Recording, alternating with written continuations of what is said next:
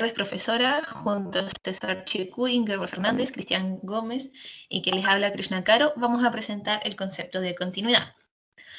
Puntual de continuidad o continuidad en un punto se refiere cuando existe el límite en él y coincide con el valor que toma la función en ese punto. La continuidad de función en x igual a a implica que se cumplan estas tres condiciones. La función está definida en x es igual a, es decir, función a. La segunda, existe el límite de la función f tiende a x en x es igual a. Y por último, los dos valores anteriores, es decir, las dos condiciones anteriores, tienen que coincidir. Si una función no es continua en un punto, x igual a, diremos que es discontinua en dicho punto, lo cual se va a explicar más adelante.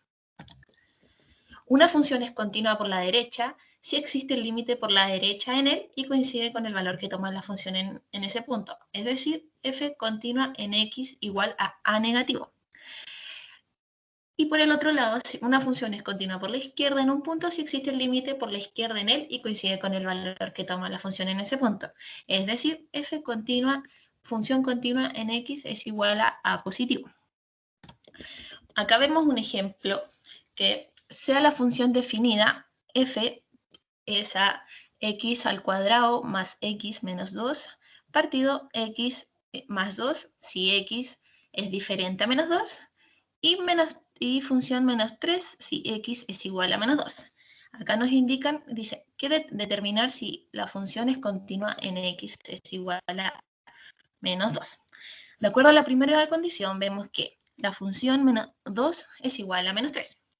De acuerdo a la segunda a la segunda condición, vemos el límite, como indica acá, es a menos 2, sería x al cuadrado más x menos 2 partido x más 2. Es igual al límite, acá factorizamos, x más 2, cierra paréntesis, abre paréntesis, x menos 1, cierra paréntesis, partido x más 2. Acá eliminamos, vamos a simplificar, y nos quedaría el límite de x menos 1 es igual a menos 2 menos 1 es igual a menos 2 menos 1 es igual a menos 3. Por último, en la tercera y última condición, el límite de la función tiende a ser igual a la función menos 2. Es decir, acá vemos que existen en las condiciones anteriores, coincide el resultado, por ende, la función es continua en su punto.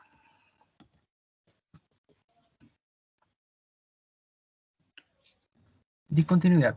Una función f es discontinua en A si se cumple al menos una de las tres condiciones.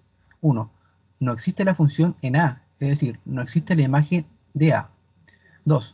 No existe el límite de f en el punto x igual a A. 3. La imagen de A y el límite de la función en A son diferentes. Tipo de discontinuidad. Discontinuidad evitable. Una función f tiene una discontinuidad evitable en A si se cumple las dos condiciones siguientes. Existe el límite en A y este es finito. La imagen de A no existe o si existe no coincide con su límite.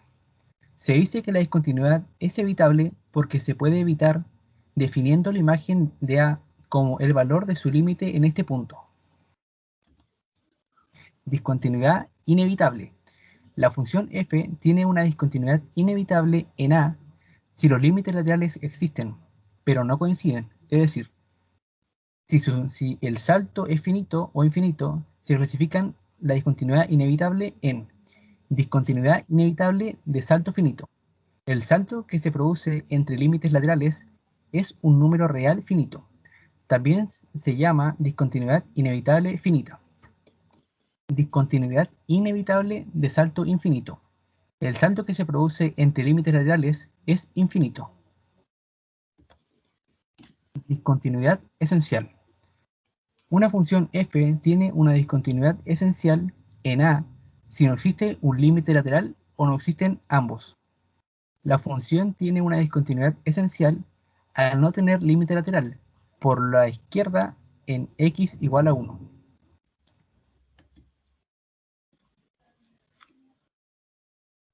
Intervalo de continuidad. La continuidad es un intervalo que estudia si una función es continua en cierto intervalo. Por ejemplo, una función es continua en un intervalo si a y b es continua en todos sus puntos. En caso contrario, se dice que la función es discontinua en a y b. Se pueden diferenciar en 4 casos. El primero, si el intervalo es abierto, que se entiende que no incluye a y b. El segundo es cerrado, que por deducción incluye a y b. El tercero es abierto por la izquierda, que no incluye A, y el cuarto es abierto por la derecha, que no incluye B. Para ver un poco más de cada una, pasamos a la siguiente diapositiva.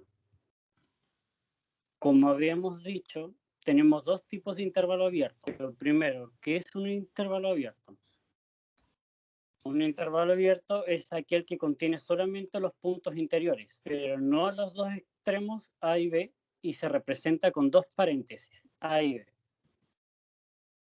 Como habíamos dicho, en el intervalo abierto por la izquierda no incluye A, y la función es continua si f continúa en todos los puntos interiores, como podemos ver en el ejemplo, f es continua por la izquierda en B. Ahora, en el intervalo abierto por la derecha, que no incluye B, la función es continua si f es continua en todos sus puntos interiores, como vemos también en este ejemplo, f es continua por la derecha en A. Ahora pasamos a la otra diapositiva para ver los intervalos cerrados. Esta quiere decir que una función es continua en un intervalo cerrado si lo es en cada uno de los puntos de A y B. Y además es continua por la derecha en A y por la izquierda en B. Ahí podemos ver ambos ejemplos de continua por la izquierda en B y continua por la derecha en A, donde f es continua en todos sus puntos interiores, el intervalo abierto A y B. En la siguiente diapositiva podemos ver un ejemplo de continuidad de la función en f del intervalo 1.4 siendo f. F es continua en todos los puntos interiores. La función definida en este intervalo es f tiende a x es igual a 1, que al tratarse de una función constante es continua. Ahora veamos si f es continua por la derecha en 1, es decir, si f tiende a 1 y el límite por la derecha 1 coincide. Como vemos más abajo, por último, vemos si f es continua por la izquierda en 4, viendo si f tiende a 4 y el límite tiende por la izquierda en 4 coincide. Como f es continua dentro del intervalo y en los extremos, vemos cómo la función es continua en el intervalo, como podemos ver en la imagen más abajo. Teoremas algebraicos. Ocurre cuando las funciones que son continuas en un intervalo cerrado cumplen ciertas propiedades, presentándose a continuación. Por ejemplo, el teorema del valor intermedio. Si i es igual a f tiende a x, es una función continua en el intervalo cerrado a y b, donde f tiende a a y f tiende a b, y k es un número real, cualquiera comprometido entre f tiende a A y f tiende a B. Existe al menos un número real C perteneciente al intervalo A y B, tal que f tiende a C es igual a K.